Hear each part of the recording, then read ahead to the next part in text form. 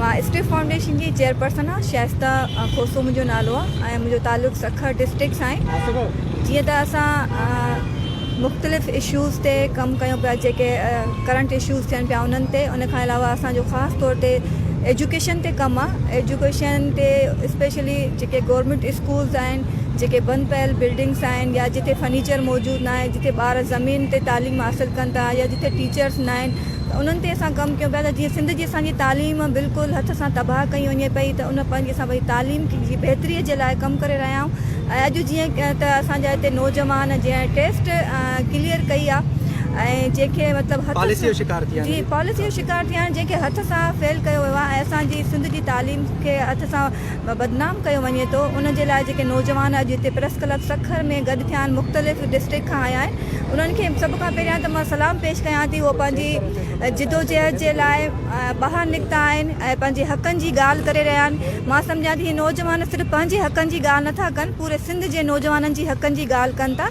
छो जो अगरि नौजवान ॿाहिरि निकिरंदो त अॻियनि खे बि ख़बर पवंदी त असांजो नौजवान सुजाॻ थी पियो आहे ऐं असांजे नौजवाननि में शऊर आहे। सभ खां पहिरियां त मां तव्हांखे सलाम पेश कयां थी त तव्हां असांजे नौजवाननि खे सुजाॻ कयो आहे ऐं तव्हां अॻिते आया आहियो। छो जो असांजा नौजवाननि में अॻिते अचण जो जज़्बो त आहे, मगर उन्हनि खे अॻिते कोई खणी नथो अचे। उहे पंहिंजे हक़नि जी ॻाल्हि नथा कनि, सिर्फ़ु उहे कंहिं न कंहिं ख़ौफ़ में, कंहिं न कंहिं मतिलबु सियासी माण्हुनि में जकोड़ियल हूंदा आहिनि, कंहिं वॾे जेको आहे सिस्टम में, त उहे अॻिते न अची सघंदा आहिनि। किथे न किथे उहे मजबूर हूंदा आहिनि ऐं तव्हां जेको नौजवाननि खे हिकिड़ो रस्तो ॾिनो आहे ऐं जेको उन्हनि में जज़्बो पैदा कयो आहे, उन्हनि खे सुजाॻ कयो आहे, इहो सॼो क्रेडिट तव्हां ॾे वञे पियो। जेको उन्हनि खे 40 मार्क्स ते पास करणु खपे ऐं जेका IB जी पंहिंजी ग़लती हुई, जिन मतिलबु जेके सवाल ग़लति ॾिना हुया, उन्हनि त पहिरियां सरदार शाह जेको असांजो मिनिस्टर आहे तालीम जो, उन्हनि जो त वाज़े कयो त जेके सवाल ग़लति आहिनि त उन खां पोइ असांजे नौजवाननि जेके आहिनि, पहिरियां ॿुधण पियो अचे त 42 क्वेश्चन हुया, उन खां पोइ 45 क्वेश्चन जेके हुया ग़लति हुया।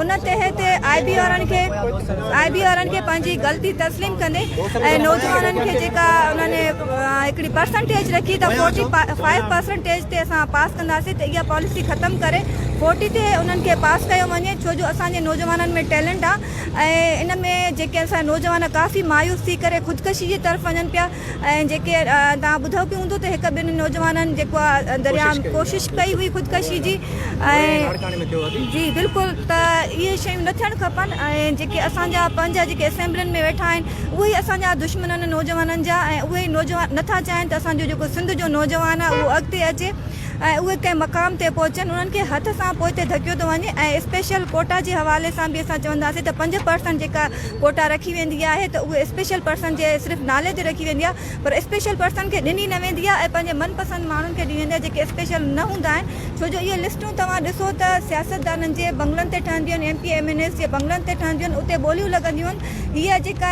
पोस्ट जेका हिन ग्रेड जी हेतिरनि लखनि में हूंदी, हिन ग्रेड जी हेतिरनि लखनि में हूंदी, त जेको असांजे नौजवाननि सां ज़्यादतियूं थी रहियूं आहिनि, असां उन्हनि ज़्यादतियुनि खे हाणे कॾहिं बि बर्दाश्त न कंदासीं। असां पंहिंजे सिंध जे नौजवाननि सां, सिंध जे शहूर सां गॾु आहियूं। जेसीं ताईं उन्हनि जा मुतालबा मञिया नथा वञनि, तेसीं ताईं असांजो एहतजाज जारी रहंदो ऐं असांजा नौजवान भले CM हाउस जे ॿाहिरियां या सिंध असेंबली जे ॿाहिरियां जिथे बि एहतजाजी धरणो हणंदा, असां उन्हनि सां हर वक़्तु गॾु हूंदासीं।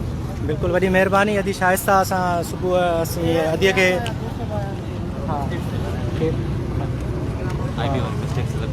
न अदीअ चयो, अदीअ दोस्त चए मूंखे कन में त अदीअ खे चयो त जेके ग़लतियूं IB वारनि कयूं आहिनि उन्हनि ते कयो। मां चयो अदीअ ॻाल्हायो आहे, वरी बि साईं साम्हूं जेको मूंखे चए थो अदी ग़लतियूं जेके हिन IB वारनि कयूं आहिनि उन्हनि खे बहितर करणु घुरिजे या उनजो अज़ालो त थियणु घुरिजे न, घटि में घटि मार्कूं ॾियणु घुरिजनि, ग्रेस मार्कूं।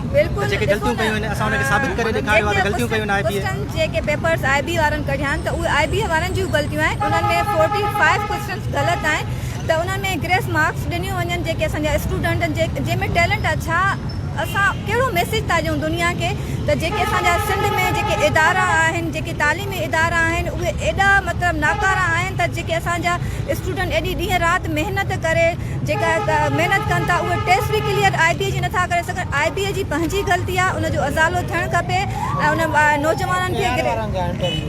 नौजवाननि खे ग्रेस मार्क ॾियणु खपनि ऐं ताकी जेका नौजवाननि में हिकिड़ी हिन वक़्तु जेका मायूसी जी जेका लहर हली रही आहे, ताकी उन्हनि मां उहा मायूसी ख़तमु थिए। बड़ी मेहरबानी।